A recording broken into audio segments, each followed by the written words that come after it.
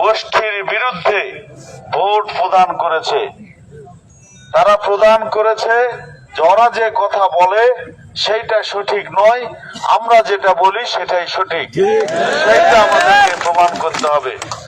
আমার নেতা কর্মী ভাইয়েরা, সকলকে আমি অনুরোধ জানাবো, নির্বাচনী মাঠে অনেক কথা হয়ে থাকে, তো সেইটার দয়া করে এইটার রেস ধরে যেন কোনো জায়গায় কারোর সাথে কোনো ক্যাচাল গন্ডগোল কোনো কিছু না হয়। বিজয়ের পরে মাসুদ ভাই বক্তব্য রাখছেন। আপনারা নিজেদেরকে প্রমাণ করবেন যে আমরা শান্তিপ্রিয় মহাদেবপুর আগামী দিনে উপহার দিতে যাচ্ছি। এই উপহারের মধ্য দিয়েই আমরা নেতৃত্ব স্থাপন করব। ভালো ভালো মানুষগুলোকে, দুর্নীতি মুক্ত মানুষগুলোকে আমরা মহাদেবপুরের নেতৃত্বে নিয়ে আসব। আর যারা মহাদেবপুরকে বারবার অশান্ত করার চেষ্টা করেছে, এদেরকে সাধারণ মানুষ, সাধারণ ভোটার প্রত্যাখ্যান করেছে। এইভাবেই মানুষই তাদেরকে প্রত্যাখ্যান করবে, আমরা নয়। আমরা কাউকে প্রত্যাখ্যান করতে যাব না।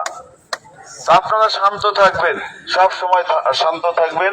এই বিজয় আপনারা ধরে রাখবেন, আগামীতে যেন আরো বড় বড় বিজয় আমরা আনতে পারি। সকলে ধৈর্য ধারণ করবেন। আর আজকের মতো সকলকে আমি ধন্যবাদ জানাই। পরবর্তীতে আমাদের কথা হবে। আর আজকের যারা আমাদের নির্বাচন পরিচালনা কমিটি ছিল মহাদেবপুরের, সব নেতারাই আমাদের সঙ্গে আছেন। ওনাদের সাথে বসে আমরা সিদ্ধান্ত নেব আগামী দিনের আমরা কিভাবে পথ চলবো এবং এই বিজয়কে মহাদেবপুরবাসীকে আমরা তুলে ধরবো।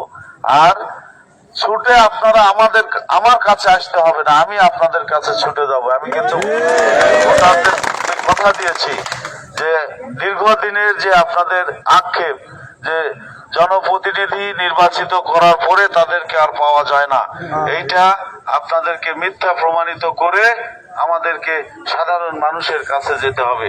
তার কারণ সাধারণ মানুষকে কথা দিয়ে কথা না রাখলে তার পরবর্তীতে যখন আমরা আবার ভোটের মাঠে আসব, তখন আজকে যারা পরাজিত হয়ে ঘরে ফিরেছে ঠিক তেমনি ভাবে কিন্তু আমাদেরকেও ফিরতে হবে।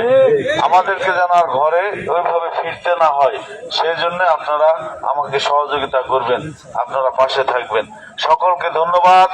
জয় বাংলা, জয় বঙ্গবন্ধু, জয়। আর কালকে অযথা